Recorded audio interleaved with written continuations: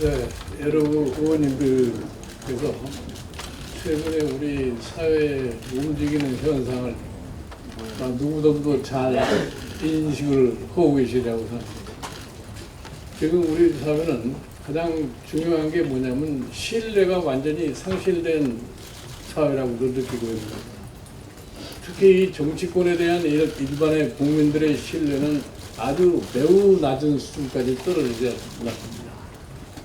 결과서 오늘날 이 전 세계가 자본주의 시장 경제의 미래가 어둡다 하는 얘기는 저희 국민이 정부를 신뢰하지 않는다는 측면이 가장 강조되고 있습니다.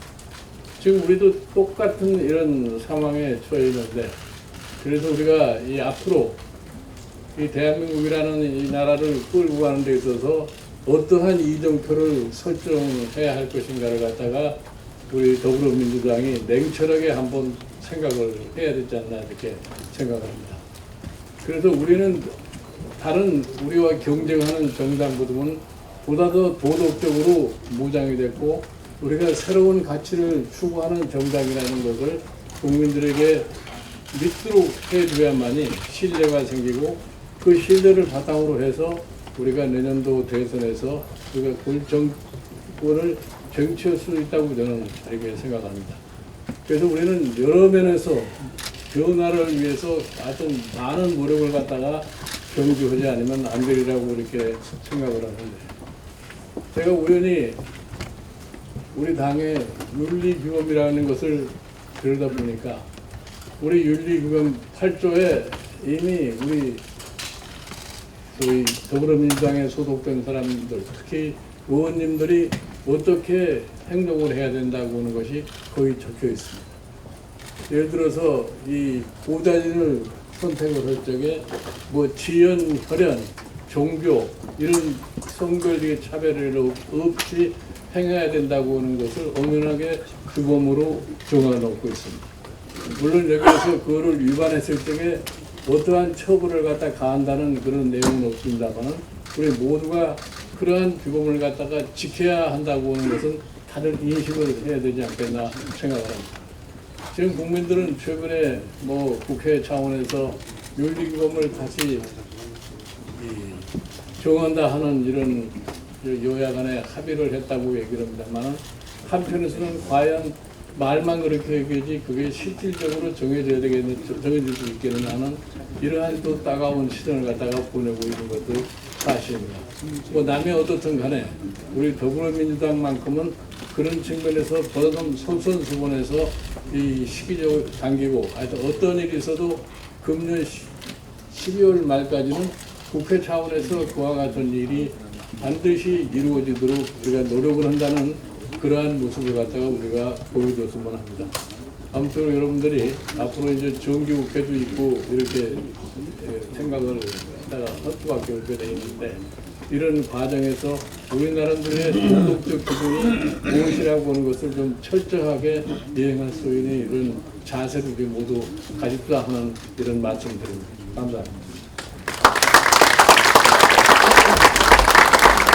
네, 감사합니다. 네, 우리 의원님들 총선 끝나고 쉴 틈도 없이 바로 6월 개원국회에 최선을 다해 주셔서 더불어민주당이 6월 국회 주요 이슈들을 주도한 좋은 성과를 냈다, 이렇게 격려 말씀드립니다. 특히 이번 국회가 처음이었음에도 불구하고 더불어민주당 소속 초선 의원들 중에 상당히 두각을 드러내는 의원들이 많이 계셨다는 점에서 높은 평가를 드리고 싶습니다. 다만 이 과정에서 아무래도 초선 의원이다 보니까 사실관계를 확인하는 데 있어서 조금 미숙했다거나 질의 과정에서 조금 미숙했던 점들은 반면교사로 삼아서 앞으로 다시는 그런 실수가 없도록 다 같이 노력해야 되겠다 하는 말씀을 드리겠습니다. 그러나 저는 이제 이렇게 말씀을 드리고 싶은 것이, 일부 초선 의원의 실수가 있었다 하더라도 그것을 빌미로 국회가 권력을 견제할 수 있는 그러한 기능, 그 권한까지 제약하려고 하는 시도에 대해서는 저는 과감하게 싸우겠습니다. 기본적으로 면책특권이라고 하는 것은 국회가 사법권을 쥐고 있는 권력자인 대통령과 행정부를 견제하기 위해서 헌법이 부여한 권능입니다.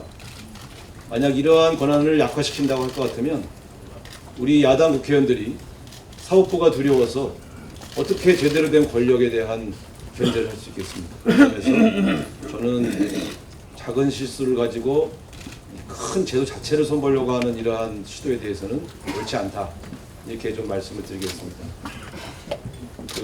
최근 언론 보도도 보면 같은 실수를 범했음에도 불구하고 여당 의원에 대해서는 관대하게 대하고 야당 의원에 대해서 유독 더 강하게 비판하는 이런 원주들에 대해서도 저는 이것은 옳지 않다, 이렇게 생각합니다.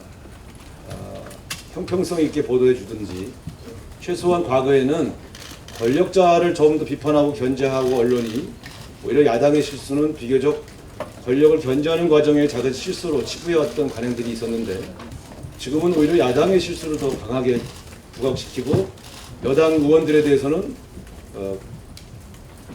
철저하게 보도하지 않는 관행에 대해서도 저는 문제의식을 가지고 있습니다. 우리 스스로 수권 정당이 되기 위해서 개혁하고 도덕적으로 더 철저해야 한다는 것은 저는 이견의 여지가 없고 더욱더 조심해 주시기를 바라겠습니다. 그럼에도 불구하고 이런 일반적인 보도 관행에 대해서는 당 차원에서 분명히 문제 제기를 해야 되겠다, 이런 말씀을 좀 드리겠습니다.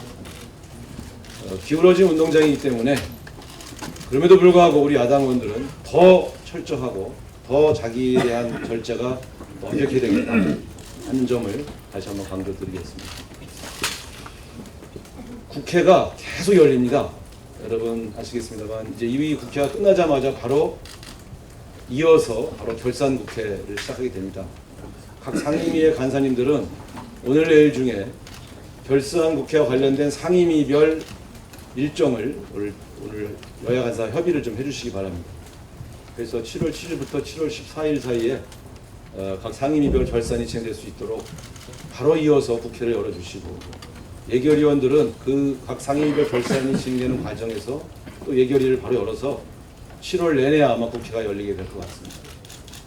8월은 바로 추경국회로 들어갑니다.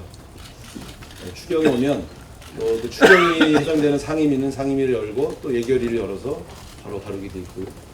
추경국회가 끝나자마자 바로 9월 정기국회로 넘어가면서 국정감사부터 시작을 하게 될 것 같습니다. 그래서 아마 여러분들이 안정적으로 쉴 기회는 별로 없다. 알아서 7월 말 8월 초에 알아서 적당히 여러분들 가족 간의 짧은 여행이나 짧은 휴가를 보내셔야 될 것 같다, 이렇게 말씀드리고, 국회법이 통과되지 않았다고 해서 상시국회가 불가능한 것이 아니라는 것을 보여주겠다, 이렇게 말씀을 드렸습니다. 여러분 심신이 피곤하고 또 준비하시느라고 굉장히 고생하신 거 알고 있는데, 올 한 해만큼은 우리가 좋은 생산적인 성과를 내기 위해서 야당이 앞장서서 더불어민주당이 앞장서서 일하는 국회, 상시국회를 만든다는 각오로 일해 주십사 부탁을 드리겠습니다. 감사합니다.